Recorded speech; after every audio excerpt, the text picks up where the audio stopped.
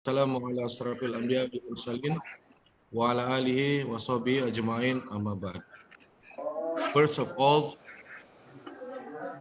I would like to say welcome Pak Rahman Basori as the head of PMU Indonesia Bangkit Scholarship. The Honorable Odi Ruiz from Pelindo University as the manager of international partnership. And then welcome also to all of participants today, especially for all of students of English Department, Universitas Islam Negeri Mataram, and from other participants from Nahdlatul Ulama, students of Nahdlatul Ulama, and also from other universities who come today and attend this meeting. Alhamdulillah pada kesempatan yang berbahagia ini kita bisa berada di sini semua dalam rangka kita sama-sama mendengarkan pemaparan dari khususnya dari Pak Rahman Basori and also from Ms. Ruiz terkait dengan beasiswa.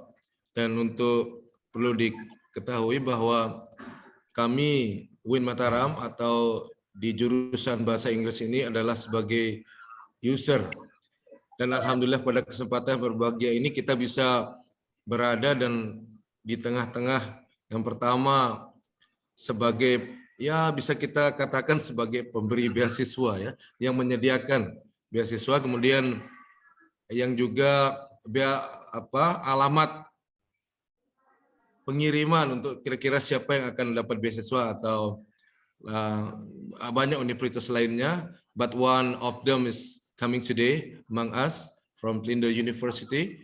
Dan perlu diketahui juga bahwa beberapa waktu yang lalu juga beberapa kampus dari luar negeri juga menyelenggarakan hal seperti ini,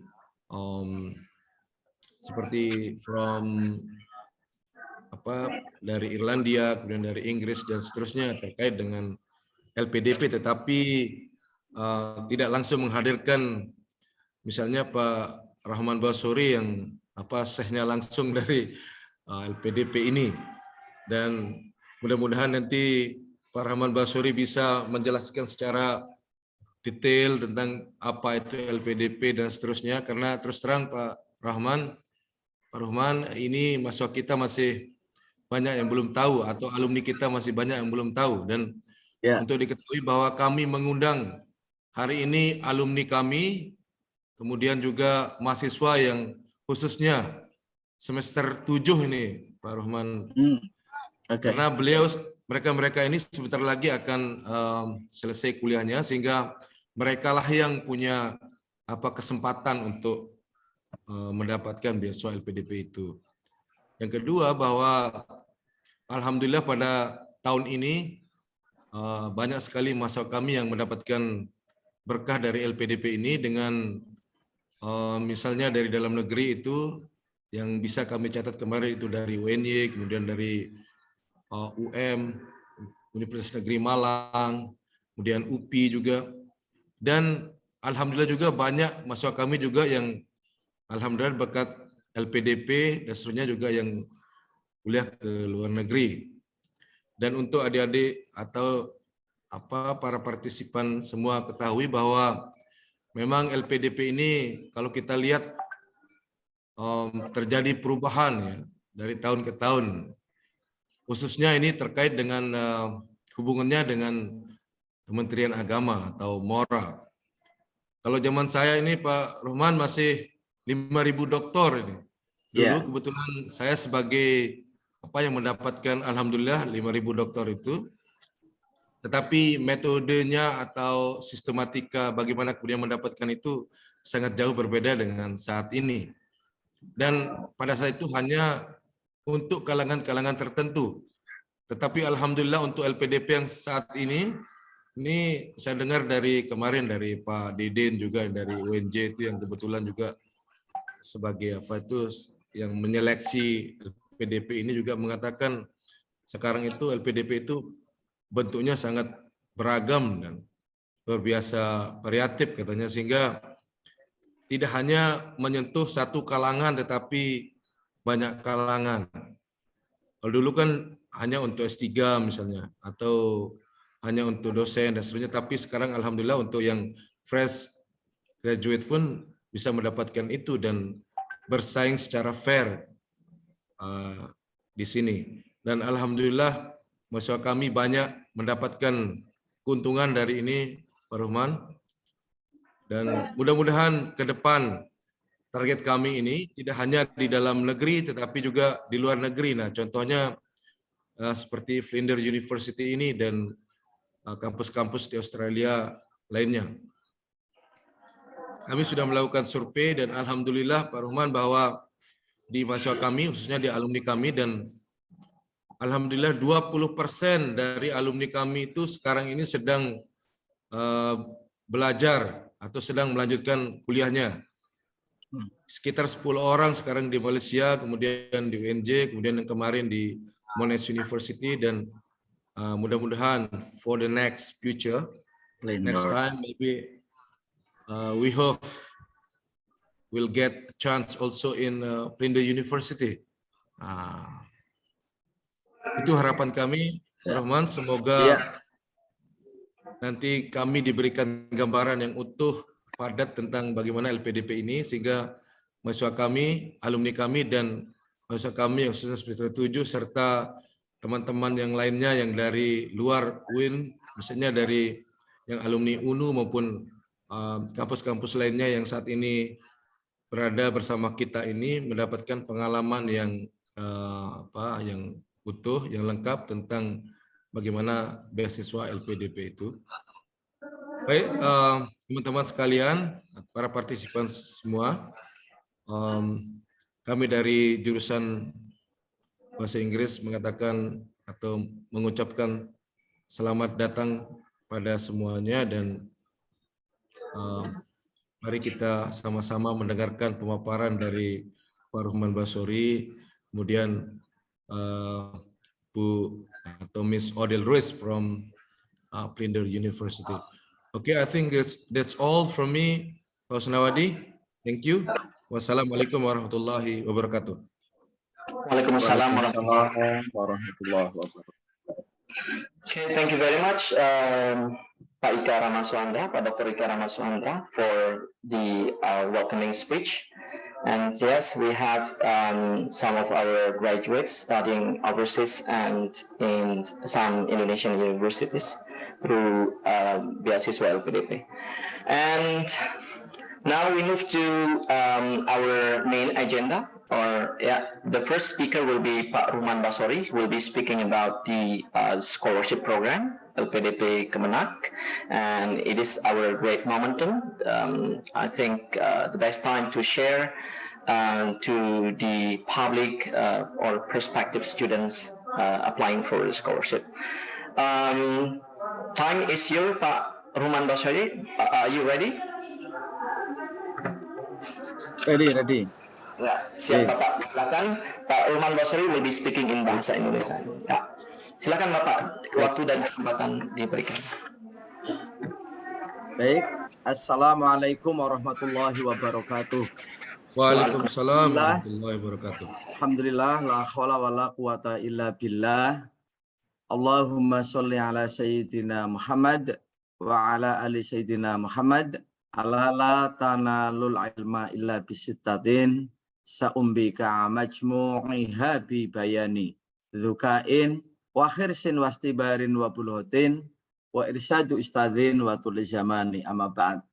Yang sama-sama kita hormati dan kita semua bergembira, Miss Odile Ruiz dari Flinders yang berkenan hadir di kanal Zoom ini, di kegiatan yang diselenggarakan oleh Prodi Bahasa Inggris Universitas Mataram.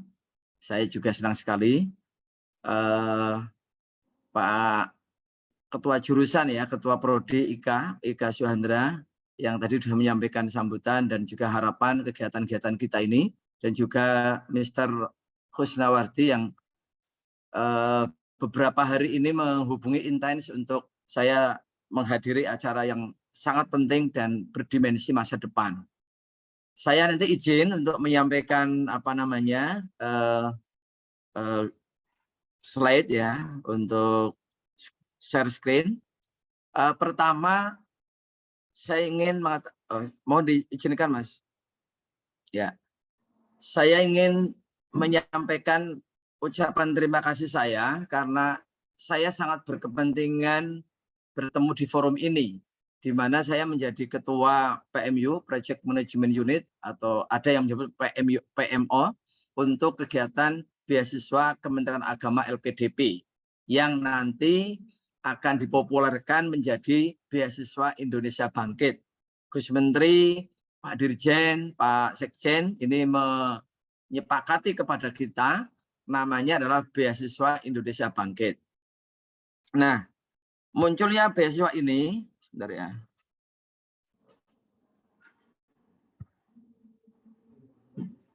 Oke.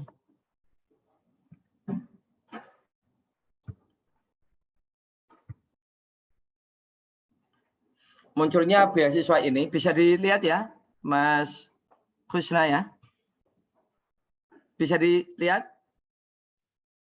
Bisa, Pak. Ya, bisa, Pak. Baik, munculnya beasiswa ini adalah sebuah jawaban terhadap negara hadir untuk mencerdaskan anak bangsa di tengah-tengah persaingan global.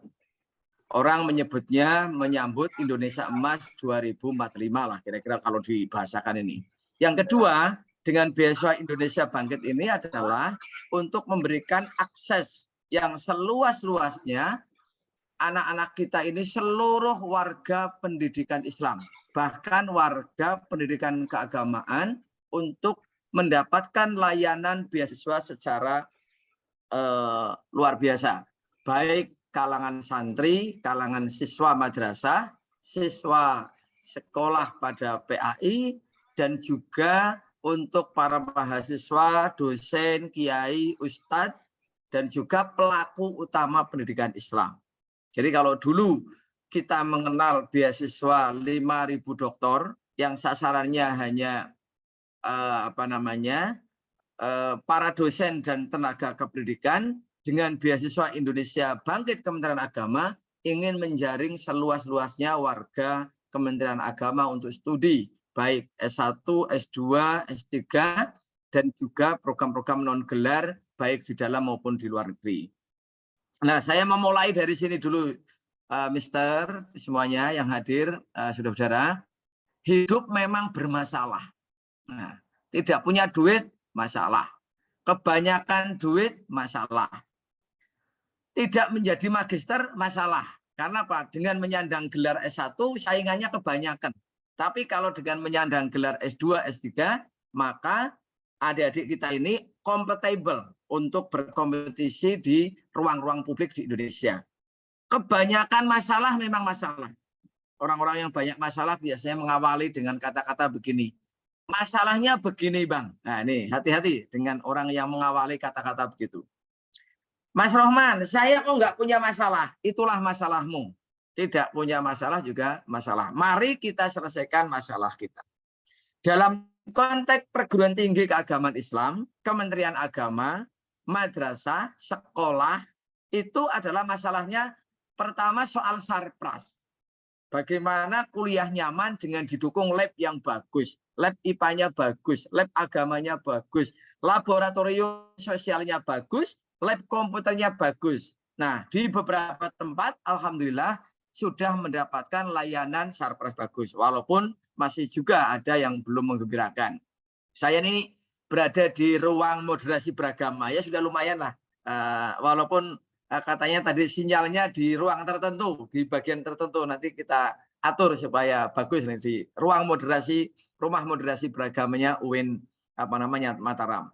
Nah, masalah kedua adalah soal akses. Putra-putri Papua ini juga perlu kita sentuh dan daerah-daerah terpencil yang lain. Makanya kuliah kita ini di beberapa tempat akan kita bangun IAIN. Nah, termasuk nanti akan ada IAIN Bima. Ada juga IAIN di NTT. supaya anak-anak Papua juga mendapatkan layanan yang seluas-luasnya untuk mendapatkan pendidikan yang luar biasa. Sementara itu kita juga masih ada problem kesejahteraan guru, dosen dan sebagainya. Guru-guru kita masih ada yang demo-demo dan sebagainya. Ya saya kira ini wajar. Ya. Kemudian ada juga soal akses jalan, kesempatan sekolah ini adalah guru ngaji saya mengatakan kalau kita ingin masuk surga itu seperti melewati titian yang jembatan Shirotol Mustaqim. Itu adalah jembatan yang terbuat dari rambut satu dibagi 7. Nah, ternyata di Indonesia sudah terjadi, masih terjadi ini. Nah, lewat setiap hari melewati titian kawat ini ya. Nah, di bawah ini peningkatan mutu juga kita tempuh dengan cara meningkatkan banyaknya profesor. Ini Gus Menteri Agama, Gus Yakut Holokomas memberikan SK guru besar kepada Pak Marzuki yang umurnya mau pensiun, ini diberikan ini karena capaian-capaian akademik tertingginya. Nah, alhamdulillah saya menjadi Kasubdit Ketenagaan sudah hampir 1 tahun menghasilkan guru besar rumpun ilmu agama untuk sepanjang sejarah Indonesia berdiri sudah ada 96 profesor atau guru besar. Alhamdulillah. Ya, saya doakan para dosen yang hari ini belum guru besar nanti akan kita doakan guru besar, nanti kita layani. Nah, kita juga kepengen punya dosen-dosen yang menginspirasi begini. Bukan dosen-dosen yang memindahkan masalah rumah tangganya di dalam kelas. Nah, ini. Saya nggak tahu di Mataram ini banyak dosen-dosen begini nggak? Nah, untuk bisa menjadi dosen-dosen begini, salah satunya adalah pendidikannya cukup. Kompetensinya memadai. Salah satunya dengan beasiswa. Nah, kalau tanpa beasiswa, nanti rumah tangganya kolab, cemberut, karena tidak mampu dan sebagainya. Maka saya hadir di sini menjadi sangat penting. Nah, tadi yang sudah saya katakan, kita ingin mengejar ketertinggalan sumber daya manusia kita banyakin, karena ternyata secara global kita sedang menghadapi tantangan serius tentang persaingan. Yang kedua adalah dalam konteks perguruan tinggi keagamaan Islam dan juga pendidikan Islam, kita sedang melakukan alih status dari STAIN menjadi YIN menjadi UIN. Tentu ini sudah menghadapi banyak tantangan, harus dikendalikan dengan cara menambah berapa doktornya, berapa magisternya, berapa profesornya. Nah, saya kira ini. Nah, yang ketiga, mengoptimalkan pemanfaatkan dana pengembangan pendidikan nasional. Jadi, negara kita mempunyai dana abadi pendidikan. Sejak tahun 2021, yang tadinya dana abadi pendidikan dikelola oleh LPDP, Lembaga Dana Pengelola Pendidikan, mulai tahun 2021, kementerian dan lembaga terkait diberikan kesempatan untuk mengelola dana LPDP, Pak. Makanya Dikbud sudah mulai tahun 2021, Kementerian Agama diberikan kewenangan untuk mengelola dana pendidikan yang melalui LPDP, namanya beasiswa kolaborasi Kementerian Agama dengan LPDP, yang nanti oleh Kementerian Agama disebut dengan beasiswa Indonesia Bangkit. Ini kira-kira begitu. Ini membuktikan bahwa negara ingin hadir, bukan hanya menonton, negara hanya ingin diprotes melulu tapi tidak melakukan langkah-langkah apa-apa. Nah, ini adalah penerima manfaatnya tentu ya, santri, siswa, mahasiswa, calon dosen boleh, calon guru boleh, macam-macam nih, calon ustadz boleh, calon kiai boleh. Kalau di Mataram, calon tuan guru. Nah, ini boleh Pak ini. Nah, jadi sudah nggak ada alasan nggak mendapatkan ini. Juga guru-guru di bawah Kementerian Agama, guru madrasah, guru PAI pada sekolah, oke. Termasuk juga dosen PAI pada FAI, Fakultas Agama Islam, dan juga yang kita kenal itu. Kemudian ada juga tenaga kependidikan, misalkan laboran, arsiparis, dan juga pegawai Kementerian Agama boleh. Dosen di bawah binaan Kementerian Agama, dan juga pegawai ASN, baik Kanwil, kabupaten kota, dan juga di pegawai pusat. Ini soal intinya dibuka semuanya nih Mas. Jadi orang-orang Mataram, orang manapun, provinsi manapun boleh mendapatkan manfaat ini. Lalu apa layanannya? Layanannya ada program gelar, maksudnya yang untuk gelar ada beasiswa sarjana S1 reguler dalam negeri, S1 prestasi dalam negeri, S1 tahfidzul Quran. Jadi orang-orang yang hafidz Quran kita juga wadahi. Kemudian S2 reguler dalam negeri, S3 dalam negeri. Yang dulu namanya program 5.000 dokter, nih Mas Husnawati ya, dan Pak Ika ya. Kemudian juga ada BPP, Bantuan Penyelesaian Pendidikan S2 dan S3, dan juga beasiswa reguler S3 perguruan tinggi di luar negeri. Jadi nanti dengan Mr. Odil Ruiz ini kita ingin bagaimana anak-anak kita ini, warga kita ini, dosen-dosen kita ini kuliah di Adelaide ya, itu lebih banyak lagi. Tentu kita meminta pertolongannya agar masuknya gampang dan keluarnya gampang, sehingga nanti banyak dosen-dosen kita alumni Australia diperbanyak lagi. Nah, apa yang dibiayai ini paling tidak ada 6 komponen. Ada biaya pendaftaran, biaya SPP, tunjangan buku, dana bantuan skripsi, tesis, disertasi, dan juga dana bantuan seminar internasional, dan terakhir dana bantuan untuk publikasi jurnal ilmiah atau jurnal bereputasi internasional. Ini biayanya. Intinya dengan biaya beasiswa Kemenag LPDP lebih besar daripada KIP. Lebih besar dari beasiswa 5.000 dokter dalam negeri. Karena nanti akan kita supaya bangga, supaya senang. Jadi kalau alasannya ini nggak cukup, ya memang ada keluhan sih. Yang keluar negeri sambil bekerja gitu ya. Karena ternyata ada yang ngomong, kata Pak Didin, kalau orang keluar negeri sambil bekerja mah bukan karena semata-mata beasiswanya kurang, tapi memang juga ingin mendapatkan uang banyak. Nah ini bagaimana menyeimbangkan studi tepat waktu dengan kuliahnya itu. Saya kira ini problem sendiri.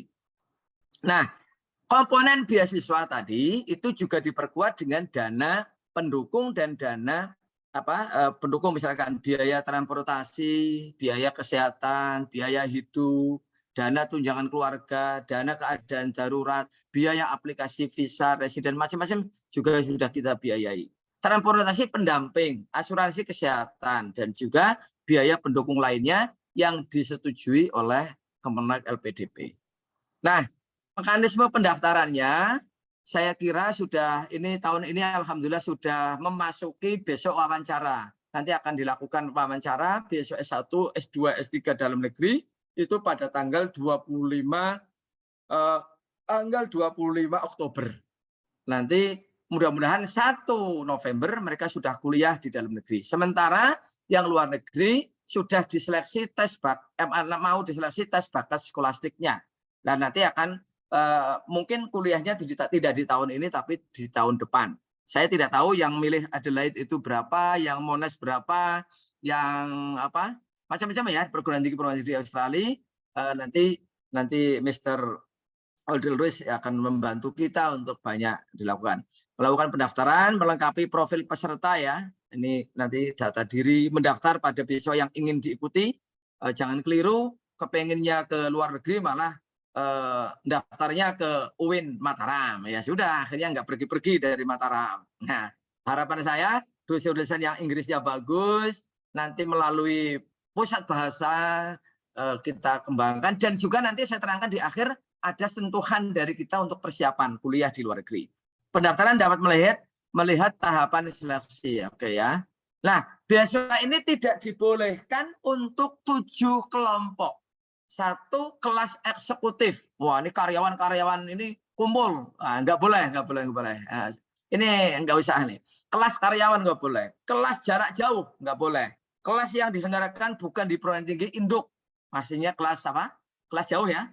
Bukan diselenggarakan, misalkan ini di Bima ada kelasnya, bukan di Mataram. Nah, ini nggak boleh. Kelas paralel atau internasional khusus tujuan dalam negeri, itu juga boleh.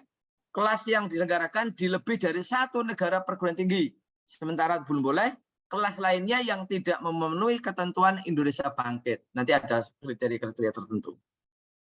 Ini ada 3 seleksi kita, seleksi administrasi, seleksi akademik, dan seleksi wawancara. Seleksi akademik misalkan menggunakan tes bakat skolastik, yang ini sudah berjalan ini.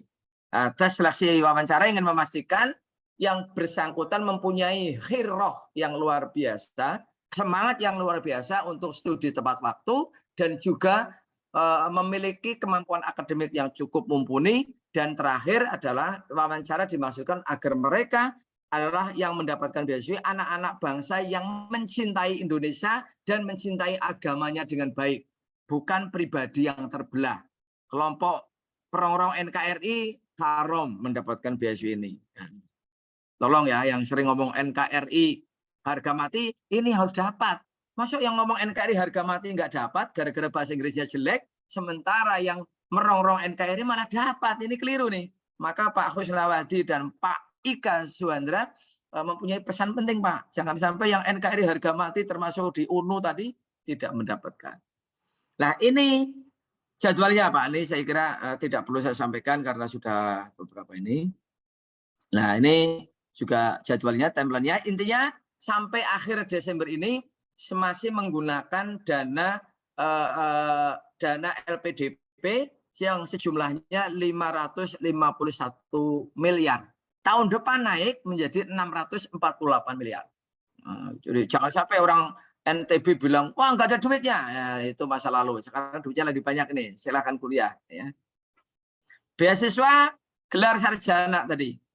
Nah, ini sementara hari ini, karena waktunya sudah mepet, diberikan yang sudah semester 1, lalu dites oleh LPDP Kemenak atau BIP.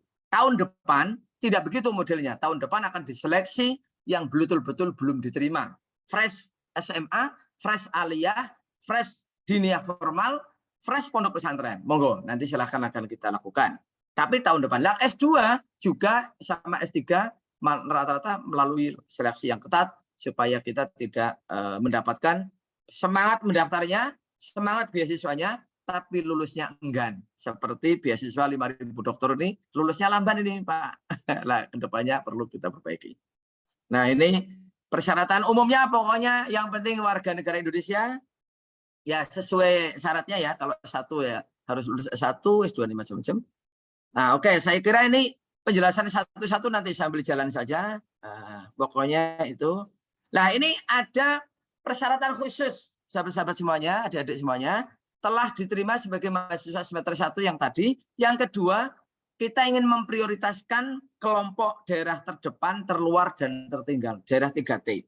Ada orang asli Papua, anak pekerja migran Indonesia, latar belakang keluarga prasejahtera, korban konflik, korban bencana alam, dan penyandang disabilitas. Jika ada warga besar UIN Mataram, alumninya UIN Mataram, boleh. Ini nanti akan diprioritaskan. Saya kira ini yang S1 dalam prestasi. Lah, kalau S1 prestasi, ini diberikan kepada mahasiswa kita yang mempunyai prestasi akademik dan non-akademik. Dia juara olimpiade, tingkat nasional, tingkat provinsi, tingkat internasional, itu juga akan diwadahi khusus melalui beasiswa ini. Kemudian ada beasiswa tahfidz Quran, minimal 10 juz. Ini betul-betul juz ya Pak Ika ya, bukan juz jambu, juz apokat, juz melon ya, tapi juz 1 sampai 10 boleh, pokoknya 10 juz lah. Nanti akan dilihat, kuliahkan di kampus-kampus, boleh mengambil berbagai jurusan. Ini juga boleh untuk kalangan apapun, yang penting tahfidzul Quran, supaya kita menghargai mereka. Kemudian oke, sudah beasiswa gelar magister, ya saya kira tadi sudah, baik dalam dan luar negeri. Sementara tahun ini baru dalam negeri. Tahun depan kita akan buka di luar negeri. Oke. Nah, ini daftar program studi guru ya. Guru juga mendapatkan serius ya di tahun ini, mulai hukum keluarga, ilmu Al-Quran tafsir, akidah dan filsafat, sampai kepada pendidikan bahasa Indonesia. Ternyata penting Pak ini. Kita kekurangan guru bahasa Indonesia ini, walaupun kita di Indonesia ini. Karena bahasa kita ini bahasa pasaran ini. Ini non guru, ini ya non guru artinya tadi mulai alumni macam-macam ini boleh pengkajian Islam, studi Islam, ini yang ada di PTKI. Di luar ini, sahabat-sahabat kemarin kita kasih beasiswa yang sudah punya LOE. Dia kuliah di UNJ, kita kuliah di UNY, kita kuliah di UI, UGM, kemudian kita tes LPDP Kemenak. Dan itu jumlahnya juga cukup banyak. Nanti juga akan bagian dari kita biayai. Ini perguruan tinggi dan kuota untuk guru ya. Ini yang sedang berjalan. Baik, saya kira ini perlu saya sampaikan. Nah, S2 reguler. Nah, bantuan peningkatan pendidik, bantuan BPP, pembiayaan pendidikan S2 dan S3. Nah, ini diberikan kepada teman-teman kita yang sedang menyelesaikan tesis atau disertasi. Silakan. Nanti ada juga biayanya. Lumayan loh biasanya sampai 25 juta. Ya, zamannya Pak Ika ini, sama zaman saya nggak ada lah. Hari ini duitnya banyak dibiayai. Dulu itu nabung sedikit-sedikit. Nah, sekarang sudah dibiayai oleh negara.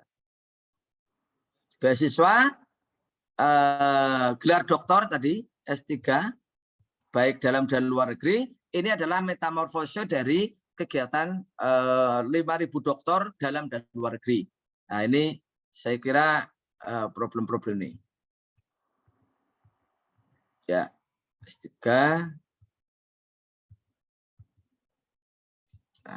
Nah, ini yang 2022 ini yang non gelar, Pak. Ini ada beasiswa, ini yang gelar ya. Tadi sudah disampaikan 1 sampai 9 ini, Pak. Beasiswa S1, S2, S3 sampai beasiswa reguler termasuk beasiswa S1 PJJ PAI. Perkuliahan jarak jauh ini adalah embrio dari Universitas Islam Cyber Syekh Nurjati Cirebon. Ada 2.000 orang, Pak. Nah, ini untuk menuntaskan guru-guru kita supaya minimal bergelar S1. Juga TKW kita di luar negeri, TKI keluar di luar negeri juga boleh mengikuti program ini. Dan nanti akan dibuka juga untuk umum. Ini juga program non gelar ini, Pak.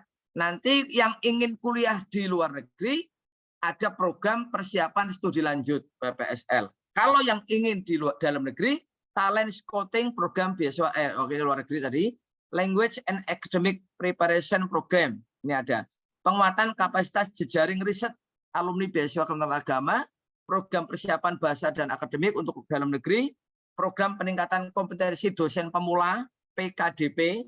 Ini dosen-dosen pemula ini kan kadang-kadang mohon maaf nih, dari jurusan manapun jadi dosen, belum bisa ngajar, maka perlu disegarkan pedagogiknya. Dan yang kedua, munculnya UIN itu mendatangkan masalah sendiri. Kadang-kadang keagamaannya itu keagamaan yang formal dan kadang-kadang perlu diluruskan dalam konteks moderasi beragama. Ini penting. Program penguatan moderasi beragama ada. Program peningkatan kompetensi digital bagi pendidik dan tenaga pendidikan, pendidikan profesi guru dalam jabatan, dan juga Serdos. Ini Pak Ikan ya, Serdos juga kita biayai dari sini. Ini saya kira sudah saya sampaikan, program beasiswa gelar dan non gelar tadi. Nah, sekarang 2023, beasiswa kita ini ada 4 macam. Tadi yang sudah tahun ini, ada beasiswa umum, beasiswa prestasi, beasiswa santri, dan beasiswa target. Mana yang umum? Beasiswa umum S1 dalam negeri, beasiswa umum S2 dalam negeri, beasiswa umum S2 luar negeri, S3 dalam negeri, dan S3 luar negeri. Maksudnya beasiswa umum apa?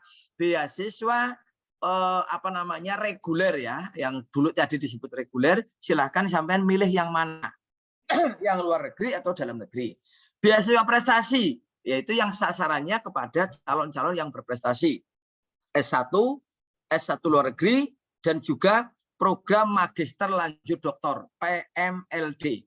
Tahun ini kita baru punya di UIN Jakarta dan UIN Jogja. Tahun depan akan kita tambah, Pak. Mudah-mudahan juga di UIN Mataram. Kalau UIN Mataram performnya memungkinkan, nanti akan dibuka. Nah, ini tantangan sampean ini. Bagaimana Pak Rektor dan kawan-kawan bisa menyambut beasiswa PMLD ini. Tidak hanya 2 kampus, tapi beberapa kampus. Kemudian beasiswa santri. Ini kategori santri dalam konteks keluarga pesantren ya. Macam-macam nih. Beasiswa santri bangkit S1 luar negeri, beasiswa santri bangkit S2 luar negeri, kemudian S3 luar negeri. S1, S2, ini kalau sampean itu membaca beasiswa S1, S2, S3 juga dalam negeri. Juga ada beasiswa peningkatan kualitas pengelola pesantren. Ini kita prihatin ya. Peningkatan kualitas pengelola pesantren jadi S1, S2, S3. Ini di dalam negeri semua. Nah, kemudian beasiswa target. Kalau Kementerian Agama mempunyai target tertentu, ini 1 sampai 10, Pak. Macam-macam termasuk beasiswa S2 produk halal. Karena kita ini ada lagi eranya halal fashion, halal food, halal industri, macam-macam. Program beasiswa rekognisi pembelajaran lampau, beasiswa S2 akuntansi dan keuangan, PJJ ongoing, Nah ini beasiswa program 5.000 doktor ongoing. Ini maksudnya yang hari ini kita biayai dan sebagainya. Ini beasiswa target, beasiswa S2 filologi nih yang tertarik filologi, S2, S3, S2, S3 dalam dan luar negeri. Nah, program non gelar ini mulai muncul, Student Mobility Program, International Professional Development, Micro Credential, peningkatan kapasitas teknologi, pedagogical, content dan knowledge, sertifikasi dosen, macam-macam, silakan nanti bisa dibaca dengan baik. Saya nanti akan tinggalkan slide ini ke teman-teman. Nah, program non gelar ada magang industri, visiting professor, sabbatical leave, visiting teacher di daerah 3T dan daerah perbatasan. Jadi guru-guru kita akan sebar ke daerah 3T dan juga daerah perbatasan, menjadi sangat penting. Nah ini yang tadi saya sebutkan Pak. Ternyata setelah ada beasiswa rata-rata kapasitasnya memble. Dibuka tidak diterima Pak. Nah kesalahannya ada di mana? Harus ada program persiapan. Makanya namanya ini program persiapan studi S1 sampai juga dalam luar negeri supaya orang kuat, bahasa Inggrisnya bagus, tidak hanya yes dan no ya, tapi kanunya bagus ini. Kemudian program pengayaan apa? Nah, ini ada 9 bulan, 6 bulan, 3 bulan. Banyak di antara mereka yang Inggrisnya sudah bagus, maka cukup 3 bulan. Inggrisnya tengah-tengah, harus 6 bulan. Inggrisnya agak parah banget, 9 bulan. Tidak parah, poinnya parah banget. Ora sah melu bahasa Inggris di luar negeri. Cukup di Mataram. Kalau Inggrisnya parah sekali. Pre-departure program ini. Nah, sahabat-sahabat semuanya, sudah semua saya terangkan ini. Pertanyaannya adalah, apakah adik-adik saya ini, sahabat-sahabat saya ini, saudara saya ini, tertarik? Terutama nanti kita dengarkan dari Miss Odile Ruiz tadi, kira-kira kalau ke luar negeri Australia, jalannya lempang, jalannya terjal, atau lempang sekali. Nah ini mumpung ada ibu kita ya, saudara kita Odile Ruiz dari Flinders ini. Kita terangkan, kita dengarkan. Pokoknya begini, kami yang membiayai, sampean yang berjuang dan berpikir, tempat kuliahnya Australia yang menyediakan. Kalau yang ke Australia. Jadi tidak ada alasan orang Mataram, tidak ada alasan orang NTB, kuliah nggak punya duit. Modal dengkul pun bisa, tapi imbangi dengan modal pikiran dan kapasiti di bidang bahasa asing. Kalau nggak bisa bahasa asing, cukup di dalam negeri. Mungkin itu ya. Nah, terakhir, saudara-saudara kita mungkin ada juga yang dari 5.000 dokter ongoing luar negeri. Saya sedang menghadapi, selain tadi, kami diberikan mandat peralihan program S3 5.000 dokter luar negeri. Sejak Juli, saya serius menangani ini, Mas. Nah, ini saudara-saudara kita di sana sedang berteriak-teriak. Karena ada alih manajemen, alih pendanaan, dan juga alih pengelola. Nah, ini yang kemudian juga saya nggak tahu di Flinders ini ada nggak yang bernasib itu. Kebetulan yang suaranya agak nyaring berasal dari Australia. Karena ternyata Australia jumlah kita paling banyak, yaitu 95 orang. Sementara di daerah-daerah lain paling 2, 3, 10. Nah, apa yang ingin saya katakan, bersabar saja, sampai harus percaya kepada saya dan tim, sedang diupayakan, kesalahannya tidak murni dari panjenengan, tapi juga ada pada kami soal data, soal apa, dan juga kita akan tertibkan. Orangnya tinggal di Mataram, tapi pengen dibiayai di luar negeri. Itu juga ada loh Pak Ika ya. Orangnya tinggal di Grobogan, tapi juga kepingin dibiayai. Ini akan kita tertibkan. Jangan sampai data-data itu tidak valid. Kita bisa kok. Dia lagi ngurus di mana. Nah ini kadang-kadang juga tuition fee di kampus di Timur Tengah, di sana di Mesir tidak gratis. Tuition fee-nya gratis, tapi kemudian minta pembiayaan. Jadi gimana? Nah ini akan kita tertibkan. Nah, tentu menyakitkan ya, atau belum ada yang belum clear, tapi panjenengan semua award di luar negeri bisa melihat perkembangannya. Saya sudah di mana, kurangnya apa, ini sudah ada di sistemnya. Silahkan komunikasi dengan dosen lurah-lurah kita di beberapa kawasan sehingga nanti bisa ditertangani dengan baik. Sekali lagi, saya atas nama Ketua PMU terima kasih kepada keluarga besar Prodi Bahasa Inggris UIN Mataram yang telah memberikan ruang kepada saya untuk berkomunikasi dengan baik. Demikian, kurang lebihnya minta maaf. Wallahul muwaffiq ila aqwamit thoriq. Wassalamualaikum warahmatullahi wabarakatuh. Waalaikumsalam warahmatullahi wabarakatuh. Izin boleh bertanya, Bapak? Sebentar, untuk pertanyaan nanti di akhir sesi saja, nih. Jadi biar sekalian langsung ke Bu Odil untuk menyampaikan materinya. Terima kasih Mbak Nelly. Baik, terima kasih Pak Roman Basori. Thank you very much atas penyampaian yang luar biasa, sangat detail sekali terkait program Beasiswa Indonesia Bangkit ini. Dan nanti di seksi setelah akan ada tanya jawab. Kita lanjut saja ke Miss Odil untuk berhemat waktu.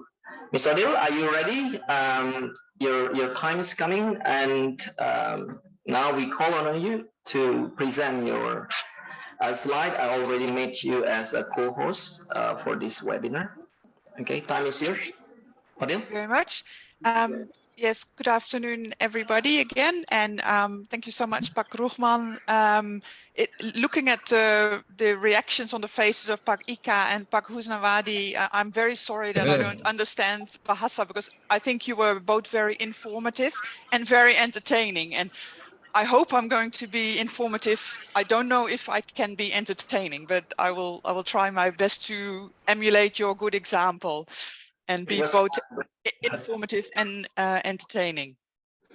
So thank you again, everybody, to Pak Ika and Pak Husnawadi for inviting me today. It's really a great opportunity for me, and also thank you to all the participants today. It's it's very impressive to see so many people online.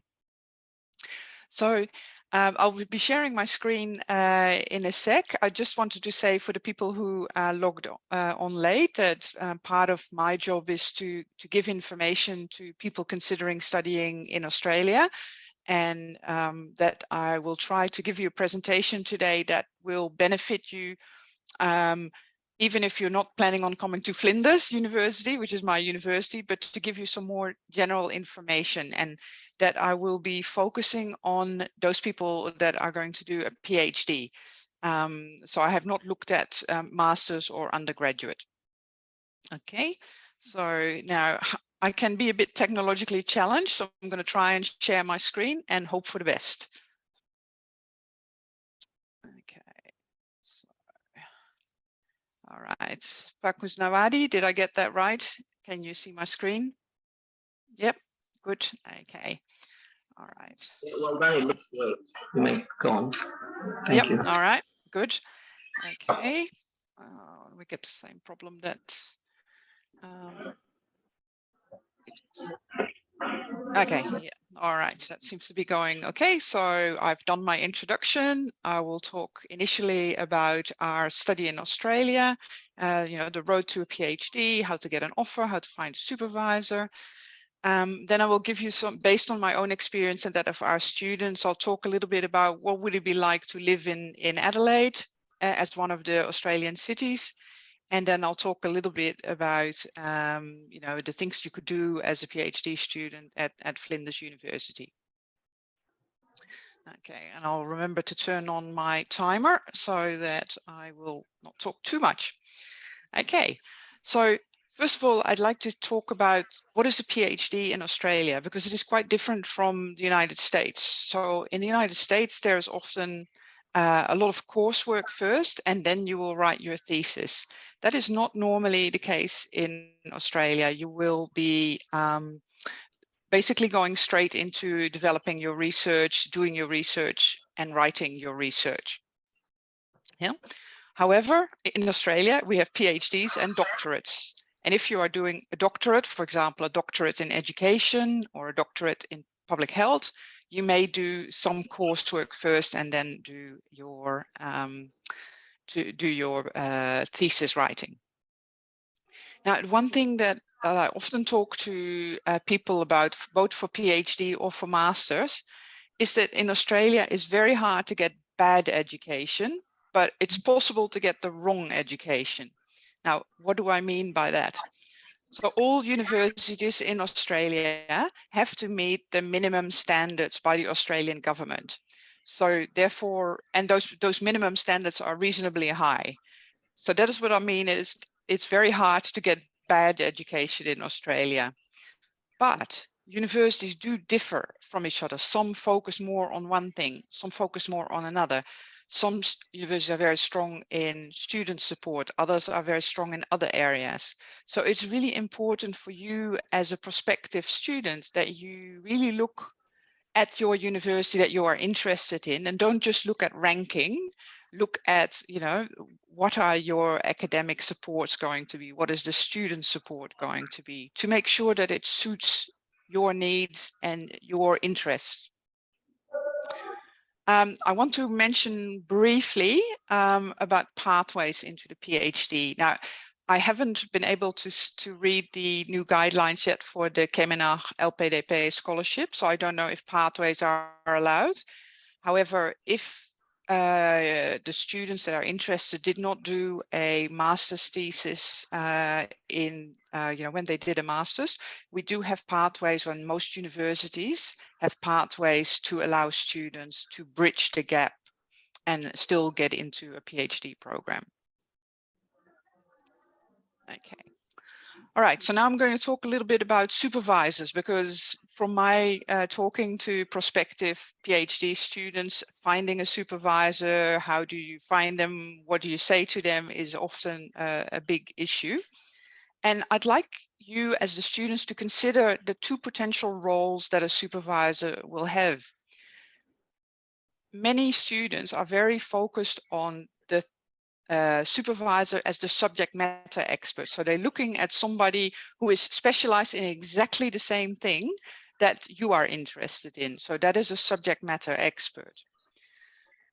However, a PhD is also about learning how to do research, how to write, how to work together with others. So it's also very important that your supervisor can be a teacher of research skills to you. So it could be in a bad situation that a supervisor is very good in your area, but he or she is not very good in teaching you how to do research. So again, this is something that I would like you to focus on. Okay, how do I find a supervisor? So first of all, you'll have to do your homework. There, academic articles that you've been reading, internet search, and also the university search engines are often very good places to start. Most universities also have particular web pages that focus on students that want to do a PhD, where all the information about their supervisors is collected. And I've in small print put the Flinders page there, but other universities have these as well. Okay, now, so you've done your homework and you have found one or more potential supervisors. And now you've sent them an email and you did not get any response back. This is what I often hear from people. Okay, what are my top tips for hopefully getting a response? Now, first of all, you have to consider that many supervisors are very busy people, and they may get several requests for supervision each week or each month, but they can only take a maximum number of students for supervision each year. So keep your email and your documents short and sharp, as we say in Australia. So really focus on the most important points. If you can you show where the supervisor is going to benefit from taking you on as a student? So are there, in the topics that you want to research, do they overlap with the supervisor's topic? So maybe you can publish together. That would be a win-win situation for the supervisor. A mistake that I see quite a few people make is that they have identified, say, 6 to 10 people that could be potential supervisor, and then they just send emails to everybody at the same time, and the emails are the same. Yeah. Now, our academics talk to each other, so they see each other when they're having a cup of coffee.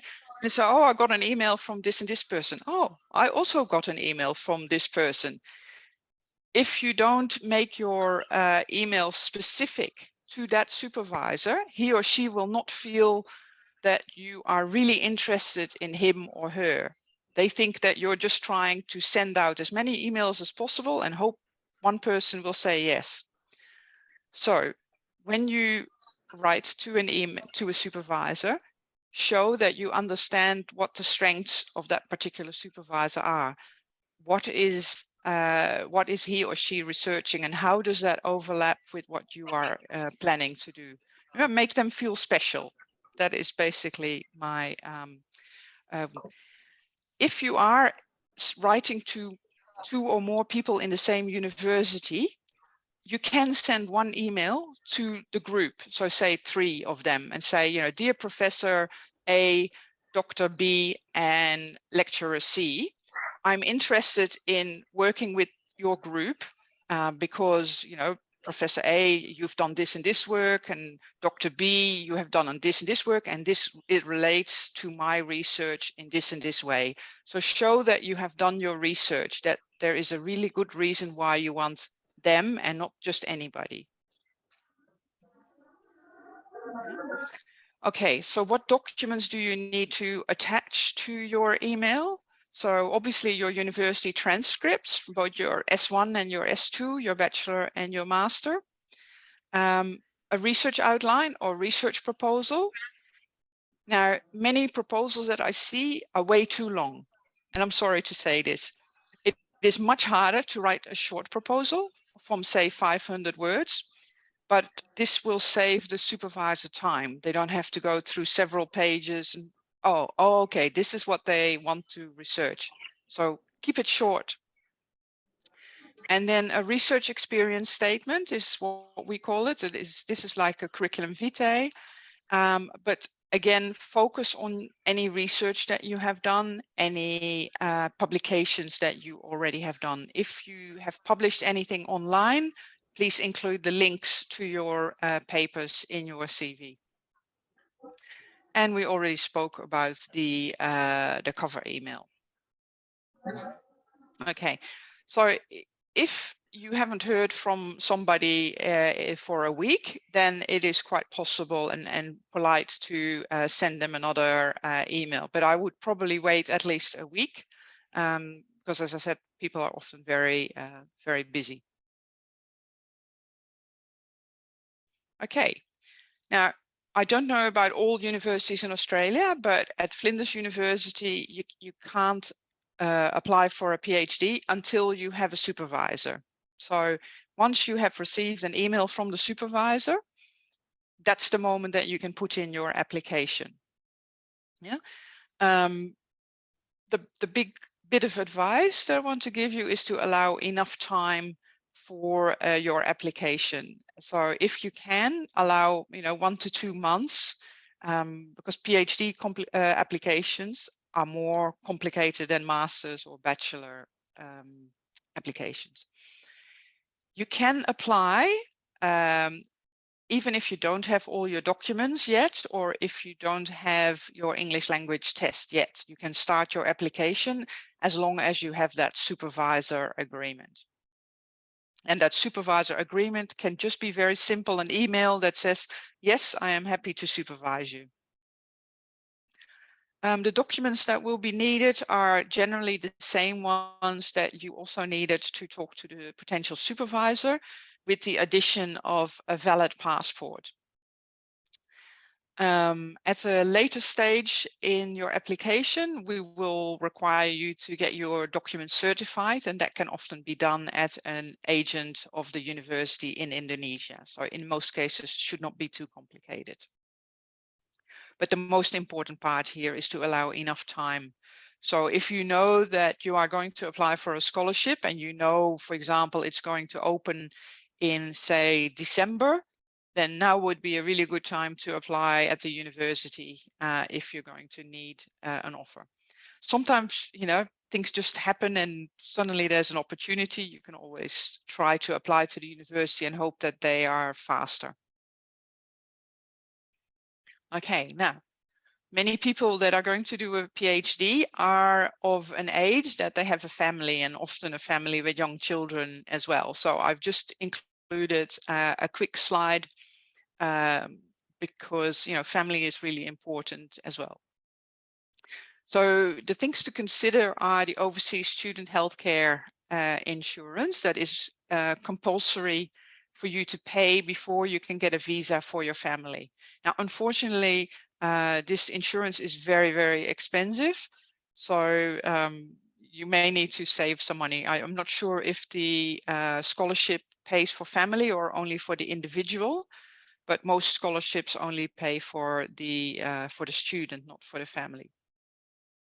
Now, my little hot tip, if your husband or wife is coming with you, but their English is tiny, I encourage you to encourage them to start studying a bit of English now. And why am I doing this? Because once they come to Australia, and if they have very little English, they will be very dependent on you. And which means that if they have to go see a doctor, or if there is something with the children at school, you will always have to come with them. But also they will feel very dependent on you, and it can create some friction in the in your marriage. So in Australia, they say happy wife, happy life. So same for happy husband. Yeah, happy husband, also happy life. Now, education for your children. I would say don't worry if they don't speak English. Children will pick it up much faster than you and I do. I had to learn English as well. If you need to check in the state that you are going to whether you as a scholarship holder are allowed to send your children to school without having to pay international tuition fees for your children. So in South Australia, if you have a Mora scholarship, you don't have to pay tuition fees for your children. But I don't know if this is the same in the other states like New South Wales, Victoria, Queensland, etc. And lastly, there is the accommodation issue, which is currently harder than it was before COVID. I'm hoping that this will still improve in the next year or so. I know that, for example, at Flinders, PPIA, the Indonesian Student Association, really helps future students or incoming students with finding accommodation. But it may be a good idea for you to come first and then for your family to come after a few months. Okay, so I'm going to talk a little bit now as an example of what things would look like in Adelaide, our hometown. And this is where my University Flinders is based. So as you can see here, we have Adelaide is the capital city of South Australia. And based on that map, it looks like it's very close to Sydney and Melbourne. That's true if you take an airplane. So it is about 1.5 hours to Sydney and 1 hour to Melbourne by plane. Yeah. So Adelaide is by Indonesian standards a very small city. We're only about 1.4 million people. In my personal opinion, that makes it a great city to study because it is easy to get around, and especially those of you attending who live in big cities like Jakarta. You know, in Adelaide, we don't do traffic jams. Also, we don't do pollution and we don't do flooding. So, you know, some handy aspects there. Okay, so talk a little bit about our locations. So based in Adelaide, on one side we have the beach, and on the other side of the city we have the hills, and then there are 3 main campuses for Flinders: Bedford Park, which is our main campus, Tonsley, and Victoria Square. Just to show you quickly a few photos. So Bedford Park has some nice views. Tonsley is where our IT engineering meet business, and Victoria Square is our city campus, which is quite smaller. but we are currently building a new campus there. So this gives you a bit of an idea of what our campus looks like, and you can see that we're not very far from the beach, and that we're also in a very green area. Most of our students decide to live in the area just outside of the campus because it is cheaper than living on campus, and that's especially so for people with families. Okay, sorry, this slide should have come a little bit earlier. This is going to be our new city campus, and it is right next to the train station, which means that it will connect all our campuses together. So it will be 22 minutes from our main campus, or it is 22 minutes from our main campus to the Adelaide city centre. Okay. So a little bit about how our university is structured. As you can see, we have 6 different colleges, and across those colleges, we teach and therefore research, and you can do PhDs in most areas. I'll quickly go through those areas. I don't want to stop at every single thing because I've only been given 30 minutes and I'm really interested in your questions. So these are the areas in our medicine, nursing and health sciences area. Then we have our business, government and law college. And our science and engineering main areas.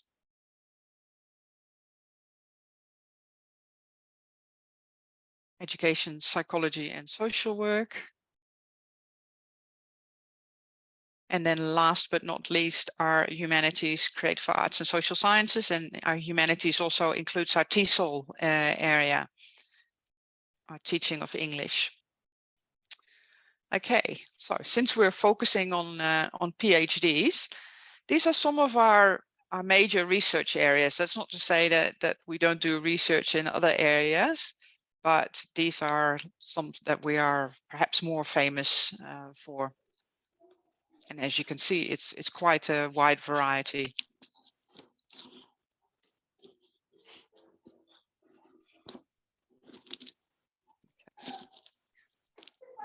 So one development in Australia in the area of PhD in the last 2 years, I think, is that the Australian government has asked the universities to work more closely with industry and to give PhD students a chance to do an internship of some sort during their PhDs. And so this could be really interesting because you can do this in all kinds of areas. This looks like manufacturing here. But even if you are doing a PhD in, say, archaeology or in social work or whatever, there are opportunities for you to also get some real life experience as part of your PhD. So I find that a really exciting development. Okay. Earlier on, I mentioned that most universities have sort of a landing page on their website where you can start your search for a supervisor. I just included ours here. It looks very dark. Sorry about that. But it gives you all the different areas that you can start your search for. Okay. Now I'm going to give you just a few quick ideas of some of the research institutes that we have at Flinders. It's not exclusive, so there are others. But I think what it shows you is that most universities will be able to accommodate a large variety of interests. So it's really up to you to search for the area of your interest. Yeah. So this is an area that Famous is relatively famous for, nanoscale technology. So nano is tiny particles. If we had more time, I would tell you the story about the Flinders professor who researched how to unboil an egg. Maybe the moderator will let me talk about it later because it's quite a funny story. And I think one day he will get a Nobel Prize for it, but not yet. Okay, so Center for Marine Bioproducts Development. This is something that a lot of Indonesians are actually very interested in, because obviously Indonesia, blue economy is very important. So that's why I included it here. And you can see that marine bioproducts goes across a lot of different areas, both on the one side, health and nutrition, food security, sustainability are all part of that. So we had an Indonesian PhD student, for example, who did research in biodiesel in this area. Okay, very different type of work, industrial transformation. So this is about industry 4.0 and 5.0, digital economy, all those kind of things. And then an area that we're quite proud of, Flinders Water. So a lot of research for water. We're looking forward to receiving a number of LPDP students doing a PhD in water in the next few months.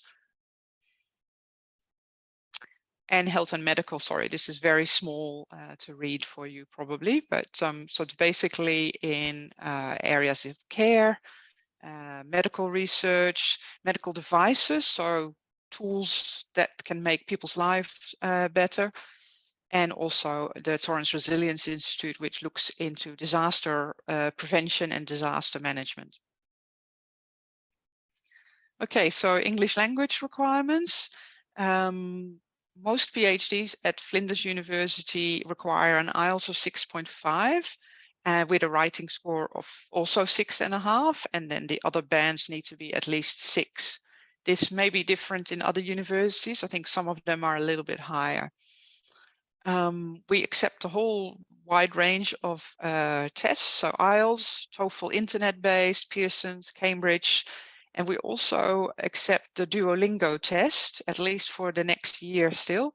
Duolingo is very handy because you can do it from home, which is good if in your area there's still a lot of COVID or there is no testing center near your house.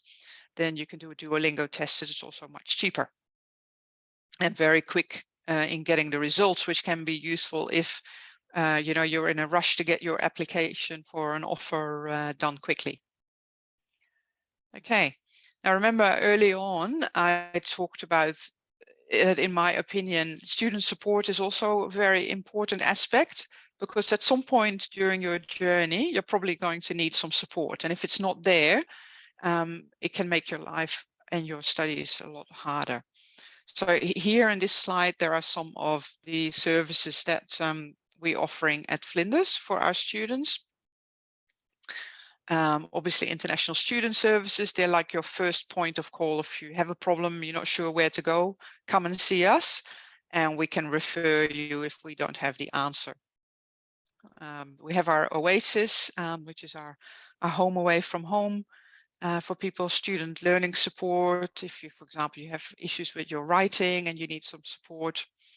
And then specifically for PhD students, the last two, the Office of Graduate Research put on a lot of training opportunities for you, but also social events where you can meet other PhD students, because sometimes doing a PhD can be a pretty lonely journey. So it's important that you know other people who are on that same journey.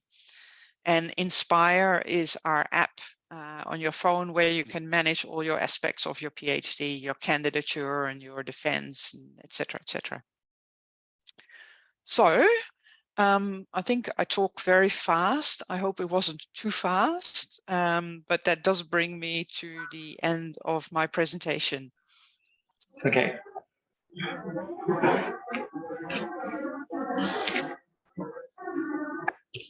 Okay, why is this?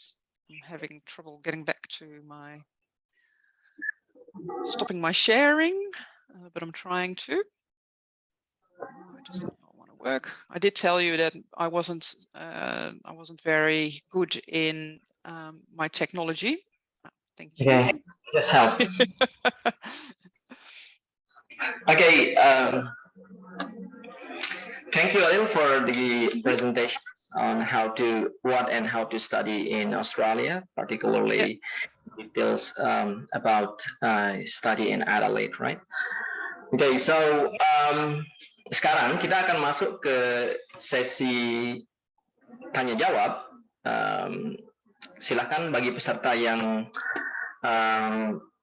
mau bertanya, mohon di raise hand saja di kolom komentar ya, biar langsung saya panggil saja nama. Sebentar.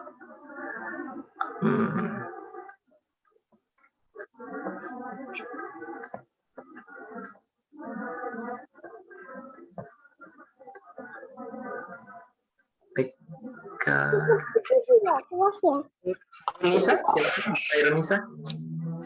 Bu Airunisa, okay. Bu Sonata, Irma, dan Mbak Nelly 4 dulu ya, nanti yang berikutnya. Oke, silakan Pak Airunisa. Terima kasih Bapak. I would like to ask to Miss Oji. Hi, I'm Nisa from Banten Province. It's really nice to meet you. I'm so sorry that I cannot open my video because now it's rainy, so I'm afraid that the signal is not very good if I open my camera. No problem. Okay, thank you. I'm so interested to study PhD level in Australia. I have several questions. The first is there a class? I mean, before, like you mentioned before, that in Australia the system, the learning system is directly to research. But is there a class to student if, for example, in the master level they didn't get that material, so it have to take the class? Is it possible in Australia, in Australia University? That is the first. And the second, could you explain briefly about the system, the educational system PhD in Australia? Like the first year, what should the PhD student should do? Because I heard there is like a PhD candidate. It should be like the student should fulfill the requirements to be PhD candidates, so that they continue their study. I want to ask about the requirement, how to be the PhD candidate, and how and then what is the second year and the third year and until the finish that the PhD student should do.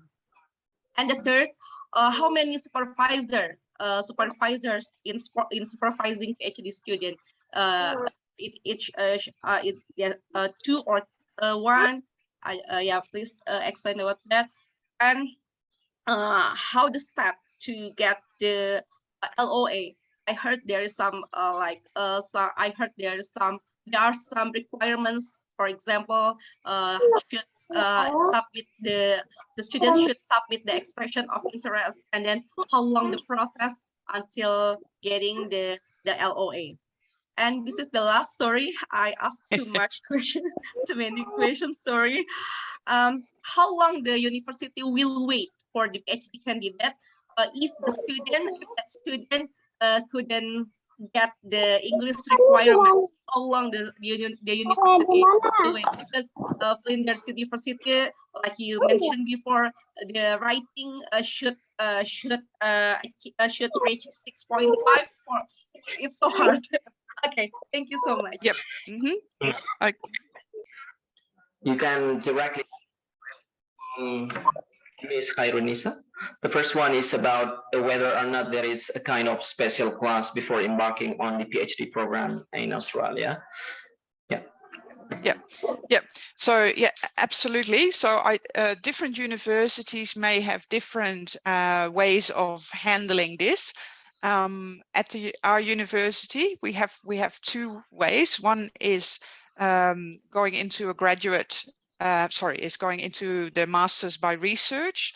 So you'll start doing a smaller research project, and if that goes well, you will then go on to doing a PhD.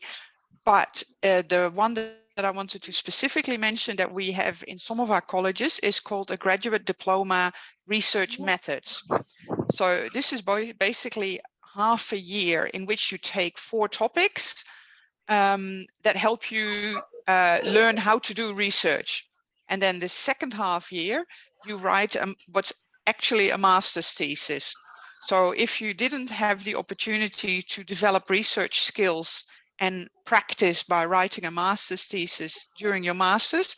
The Graduate Diploma Research Method, it's a one-year program, is a really good one to get you ready to do the PhD. So at our university, students do that for 1 year. Then they go, if they then have a credit average, they will go straight into the PhD, and they are really, you know, very skilled at that point, and they can get started and just push through very quickly. So different universities may have different ways, but that is one of the ways we are able to accept students who did not do a thesis in their master's or bachelor. Yeah. Okay. About the second questions about the systems, PhD education systems in the first year, Yeah. second, third year, and Yeah. following year. Yep. Yep. It's a very good question. And because I didn't do a PhD myself, you caught me out here in a little, in a little question. And I'm just going to see if I can find, I know roughly what it how it works, but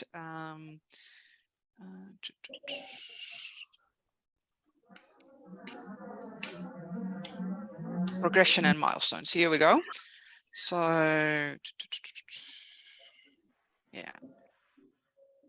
Okay, so basically what we do is we call them milestones. So after the first year, you have what we call your, I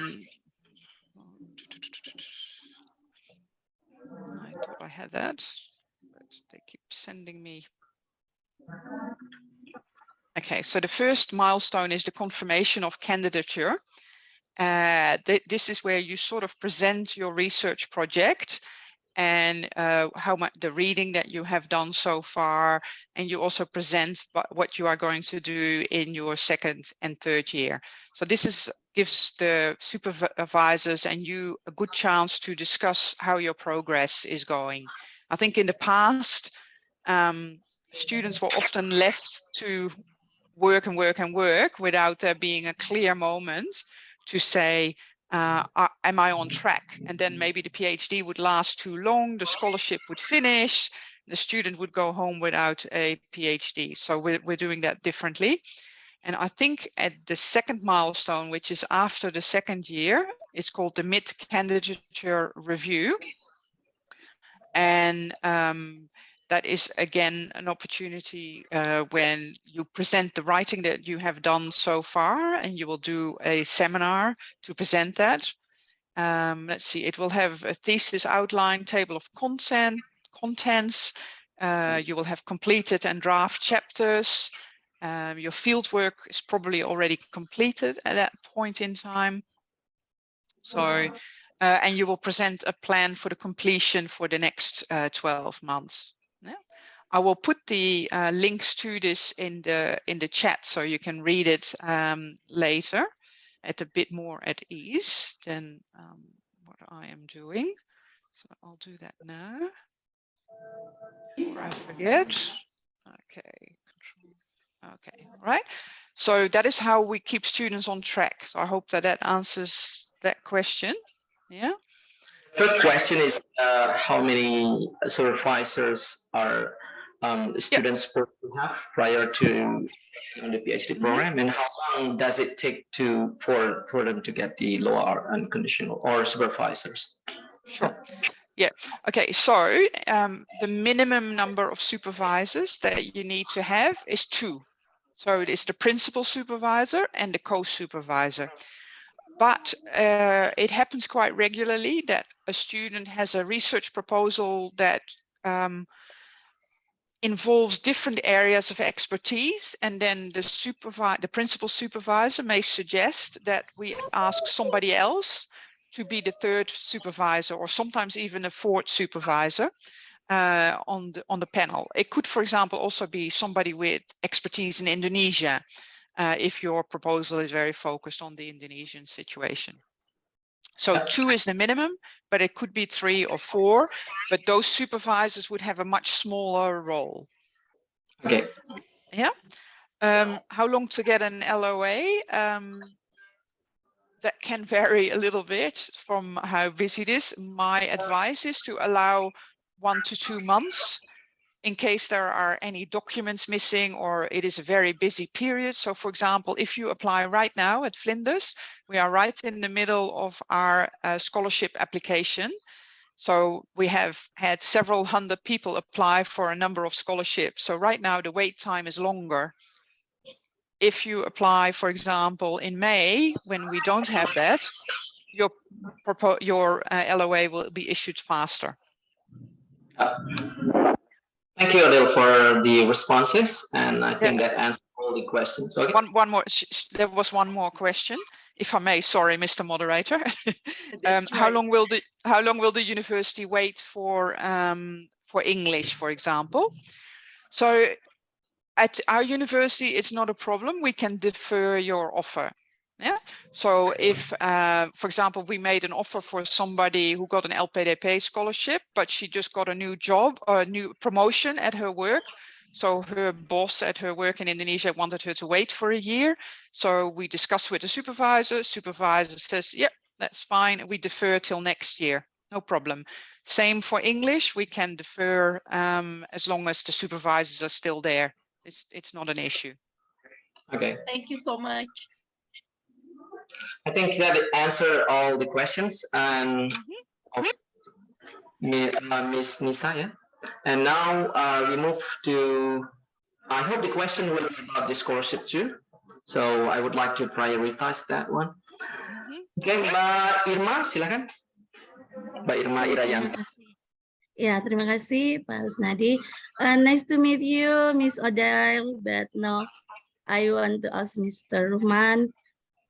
Actually, I really want to study at your campus, but my major is only in Universitas Pendidikan Indonesia, I think. Okay. Assalamualaikum warahmatullahi wabarakatuh and good afternoon. Pertanyaan ini saya tujukan ke Pak Ruhman Basori. Mohon izin Pak, sebelumnya saya ingin mengucapkan terima kasih banyak karena sudah diberikan kesempatan untuk kami yang dosen-dosen umum di Yayan dan Sepetek KIN dibuka jalur LOA. Awalnya kan kami lihat cuma ada jalur reguler. Nah, ada dua pertanyaan yang ingin kami ajukan Pak Ruhman. Yang pertama adalah bagaimana peluang untuk kami dan teman-teman yang sudah memiliki LOA. Seperti itu.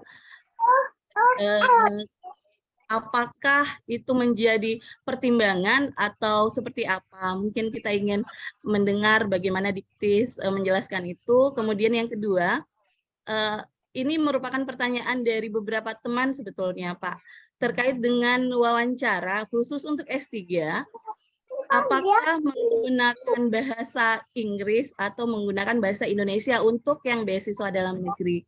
Saya rasa begitu Pak, terima kasih. And Ya. terima kasih Pak Rusnadi. Ya, terima kasih Mbak Irma Yanti. Baik, Pak Ruhman Basori, ya direspon ada dua pertanyaan yang utama. Pertama, bagi mereka yang memiliki LOA. Lalu selanjutnya kedua, apakah wawancaranya nanti yang meskipun dalam negeri menggunakan bahasa Inggris atau bahasa Indonesia? Dipersilahkan Bapak. Baik, Mbak Irma, untuk kuota sama-sama berpeluang karena kita sudah sediakan untuk kuota baik yang LOE maupun juga yang sudah tertera di masing-masing perguruan tinggi.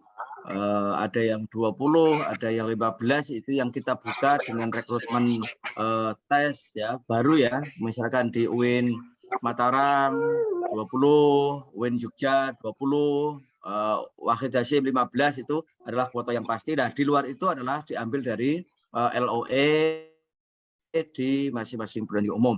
Nah, namun semua itu akan ditentukan oleh hasil tes terakhir wawancaranya. Jika memungkinkan dia lulus ya akan kita sampaikan. Nah, yang kedua, secara umum memakai bahasa Indonesia hanya dalam konteks untuk mempertajam bahasa Inggrisnya, mungkin ada 1-2 yang bisa dites ya, 1-2 dipakai bahasa Inggris. Tetapi secara umum menggunakan bahasa Indonesia terutama untuk mempertajam kepentingan-kepentingan ideologi, kepentingan-kepentingan apa namanya penguasaan hiroh kesempatan untuk belajar di S2, S3 karena evaluasi kami S2 program 5.000 dokter dalam negeri dan luar negeri rata-rata itu lulusnya lamban, kurang dari 50%. Ini diawali salah satunya adalah tes psikotesnya itu kurang mapan, makanya tahun ini digunakan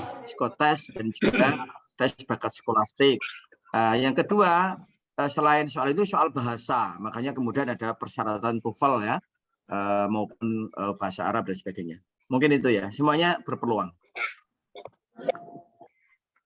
Ya, baik. Terima kasih Pak Ruhman. Nah, terima kasih atas pertanyaannya Bu Irma dan responnya Pak Ruhman Basori. Baik, selanjutnya dari tadi Mbak Leli, silakan. Baik, bismillahirrahmanirrahim. Assalamualaikum warahmatullahi wabarakatuh. Waalaikumsalam warahmatullahi wabarakatuh. Terima kasih Pak Husnawadi. Pertanyaan saya ini saya arahkan ke Pak Ruhman Basori ya, selaku diktis di sini. Jadi begini Pak, kami ini adalah para pendaftar di beasiswa pendidikan Indonesia Pak. Dan kami tidak lolos karena kami di bawah Kementerian Agama. Home base kami di Kementerian Agama. Nah, sementara pengumuman ketidaklolosan kemarin itu di BIB sudah tutup, Pak. Jadi kami tidak bisa lagi kemudian mendaftar di BIB. Sementara kami sudah berkuliah, kami sudah punya LOA, karena kami yakin kemarin di BP itu bakalan lolos seperti itu. Ternyata karena kami di bawah Kementerian Agama, akhirnya kami tidak diloloskan.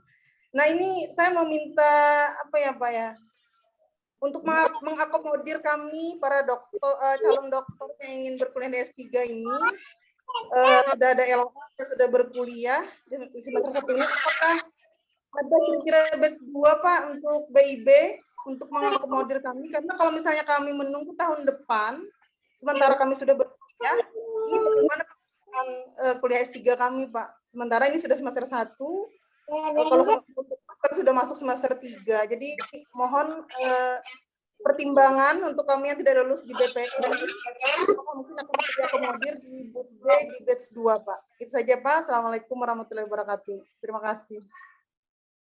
Waalaikumsalam warahmatullahi wabarakatuh. Tidak dibuka batch 2 karena untuk tahun depan yang tidak lolos tahun ini. Kemudian kalau yang LOE ya nanti diajukan aja tahun depan BPP, bantuan penyelesaian studi. Itu karena memang tidak mungkin ya kita buka ini satu-satu karena memang sudah pada tahap wawancara. Jadi nggak mungkin lagi dibuka untuk periode kedua. Ini sudah bulan Oktober, November kita masih menyelenggarakan 18 program ya. Saya kira kalau kemudian ini diulang-ulang lagi, saya kira tidak ada kesempatan. Terima kasih. Terima kasih Pak Ruhman Basori. Silakan Mbak Ayu langsung.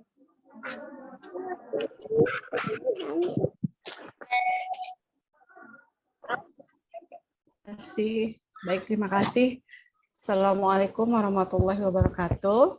Waalaikumsalam warahmatullahi wabarakatuh. Mungkin mau bertanya untuk yang beasiswa LPDP Kemenak juga, Bapak.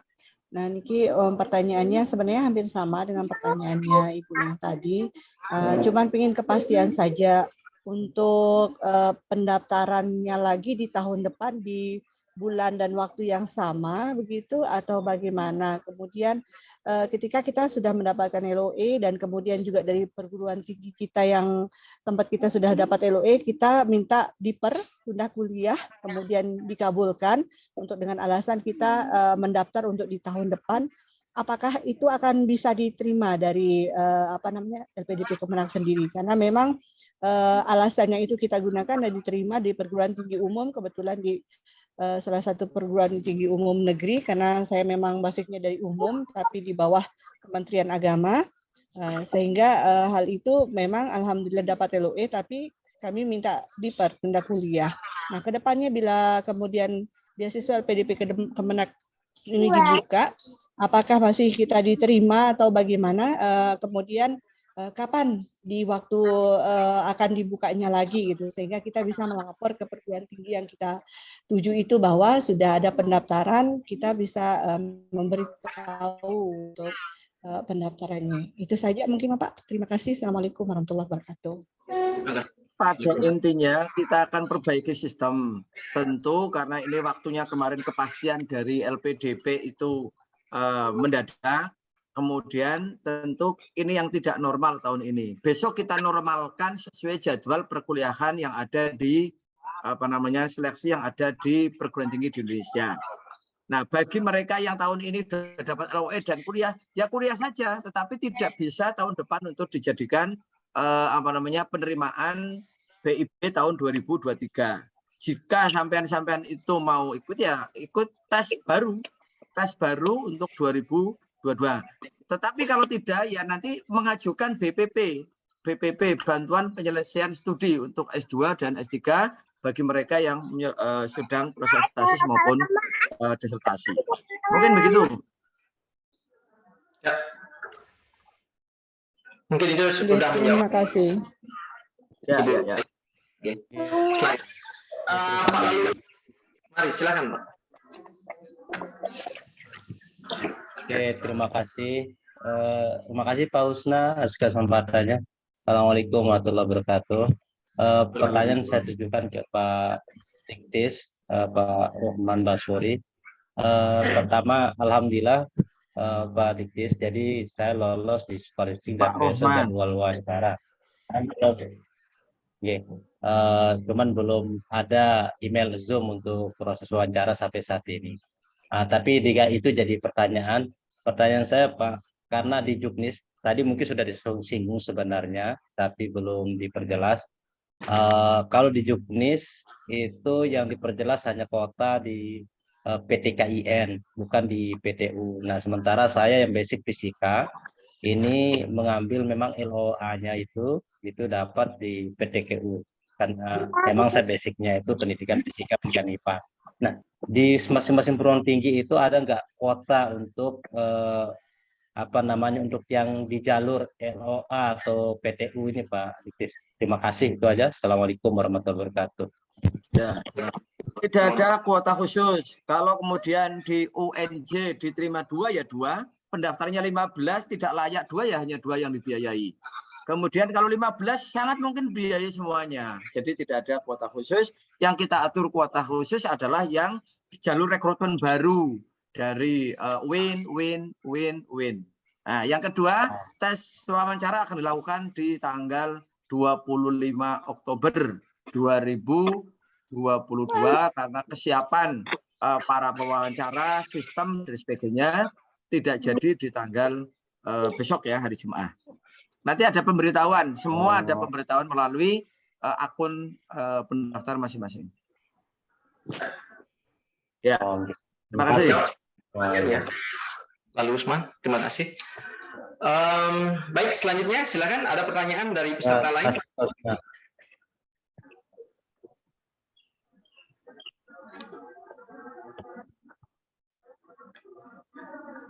Oke, silakan Mbak Davi Yuni, silakan. Saya akan menerima 2 pertanyaan lagi. Silakan, sebelum kita akhiri karena mumpung waktu sudah mepet, jam 4 kita selesai. Silakan. Terima kasih atas kesempatannya Bapak. Assalamualaikum warahmatullahi wabarakatuh. Waalaikumsalam.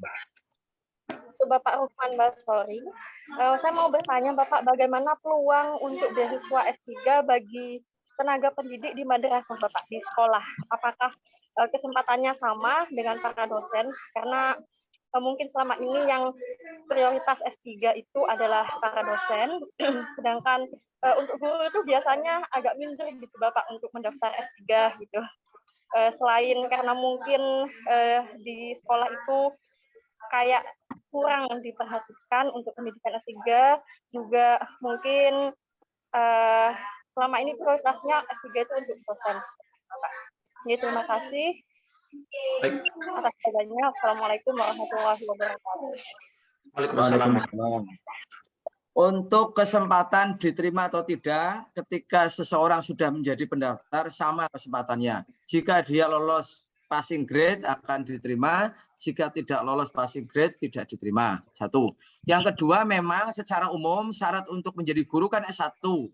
ya kan? Tapi kemudian mereka ingin studi lanjut, boleh.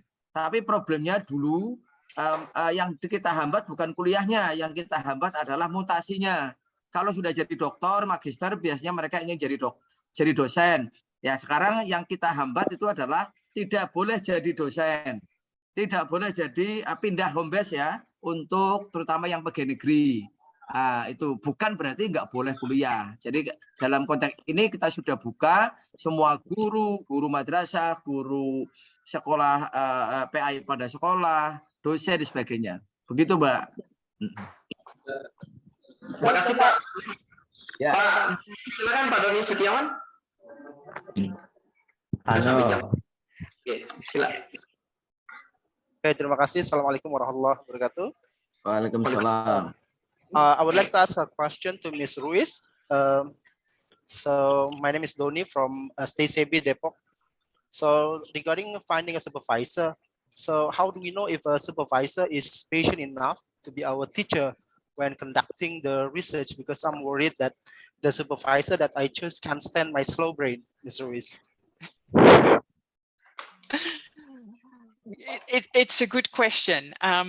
Often I compare the relationship between the supervisor and the PhD student. It's a little bit like a marriage, right? Yeah, so right. you want to get married to the right person. Otherwise, it's going to be a long 3 or 4 years.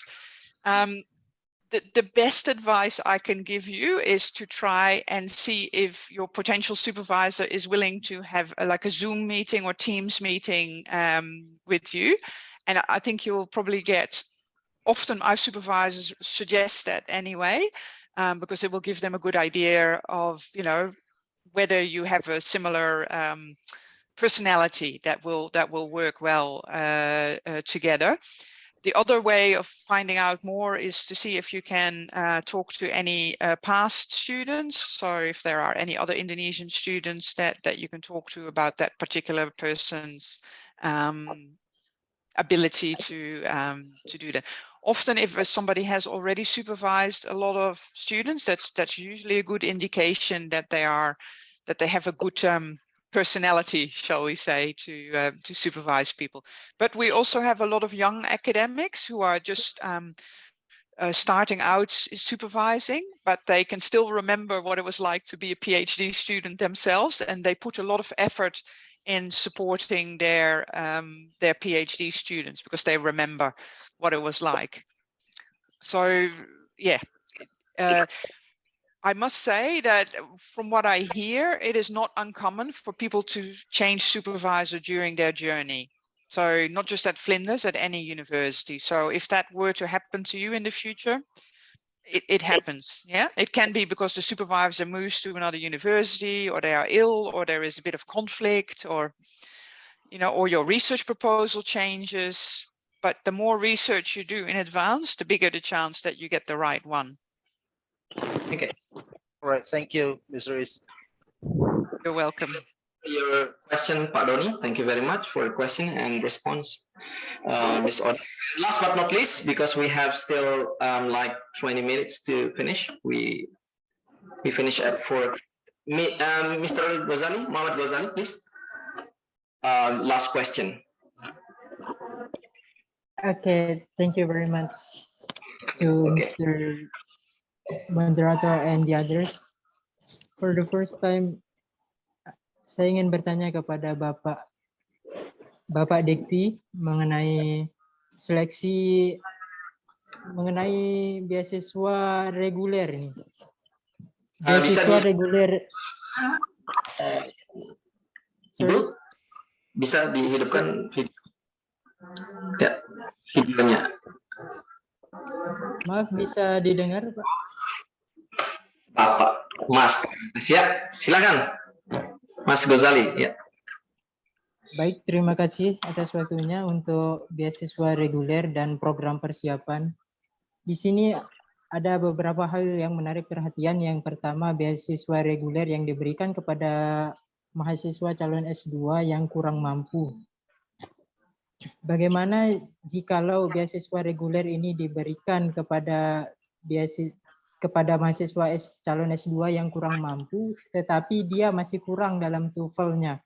Dan untuk program persiapan ini sendiri, apakah syarat-syarat yang harus kita penuhi? Baik, terima kasih. Sekian. Langsung saja Pak Ruhman Basori, silakan Bapak. Baik, pada prinsipnya beasiswa itu kan untuk kuliah. Dalam hal pendanaannya, atau pembiayaannya, atau sasarannya, ada yang pure semua komponen bangsa, tidak membedakan tingkat sosial ekonomi, ada yang diberikan karena ketidakmampuan secara ekonomi. Jadi karena ini beasiswa kuliah, maka standar-standar kuliah dipenuhi dengan cara ya lolos apapun yang ditetapkan, baik tes administrasi, seleksi tes bakat skolastik maupun tes wawancara. Jadi walaupun titik berangkatnya orang kurang mampu, tetap standar mutu tidak bisa diabaikan. Jadi intinya begini, jangan sampai gara-gara tidak mampu tapi standarnya dikurangi. Namun demikian, kita sudah melakukan persiapan-persiapan yang tidak mampu atau siapapun lah, ada PPSL ya, atau tentu ya PPSL karena ini tahun pertama ini akan menjaring untuk S3, maka TOEFL-nya tinggi sehingga cukup 3 bulan. Nanti yang TOEFL-nya cukup rendah yang 9 bulan, 6 bulan di tahun depan. Tetapi yang tahun ini yang sedang berjalan pendaftarannya, TOEFL-nya yang sudah mencapai 500. Sehingga kalau nanti tambah 3 bulan menjadi 550, maka bisa daftar di luar negeri. Kira-kira begitulah yang PPSL.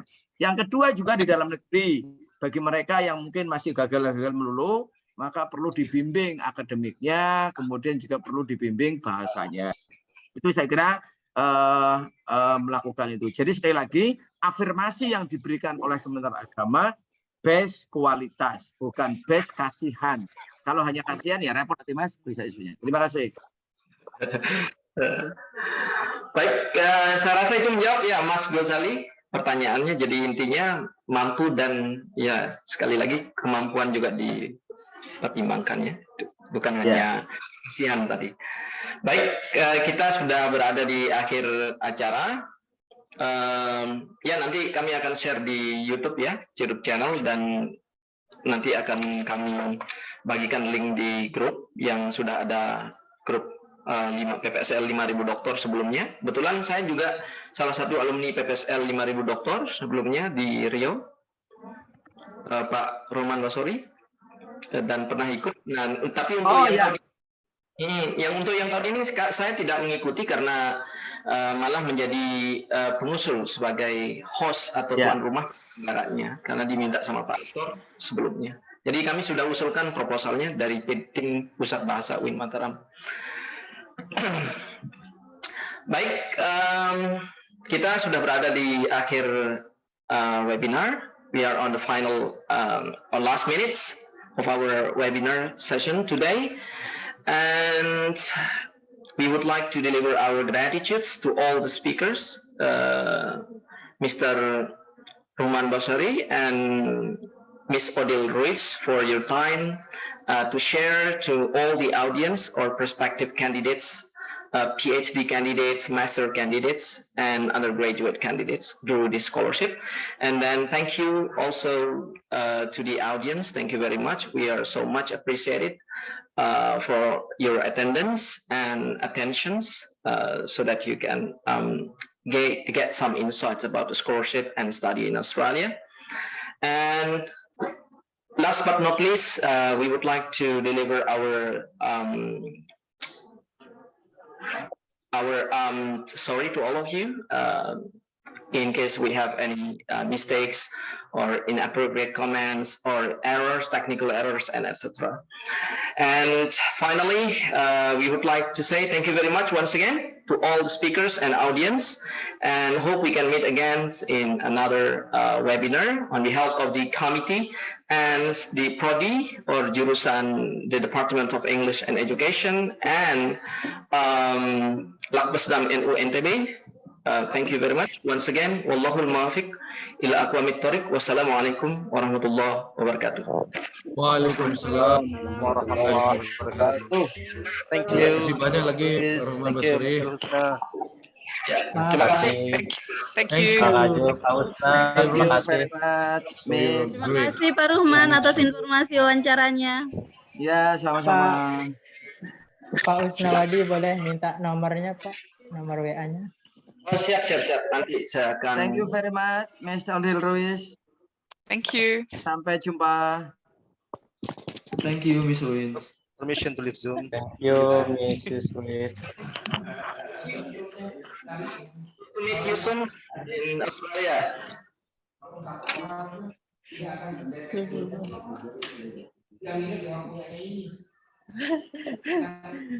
Okay, thank you very much, Pak Usnawadi.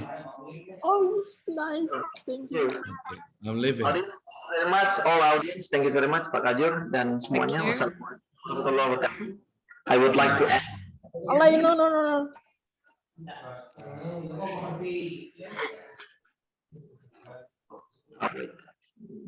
You all. Okay, Laurie. Okay, smile. 1, 2, 3. Smile, hidupin videonya. Ya. 1, 2. Oke, sekali lagi. Sebentar, saya